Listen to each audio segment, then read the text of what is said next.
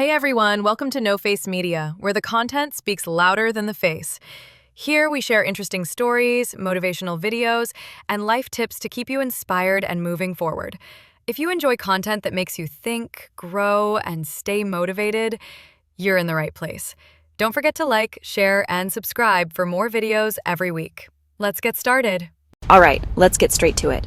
How I made $100 a day using AI with absolutely zero special skills.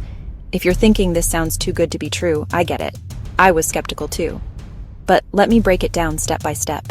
First, I found a free AI tool, ChatGPT Canva's Magic Write.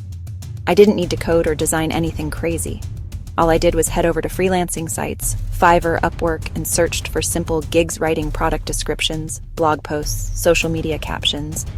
These are things businesses pay for every day. And guess what? AI can generate them in seconds. So here's what I did. I set up a basic profile, listed my service, used AI to create the content. When a client sent an order, I'd plug their requirements into the AI, tweak the output just a little, and deliver it. No fancy skills, no hours of work. The best part? Once I got a few good reviews, orders started coming in faster.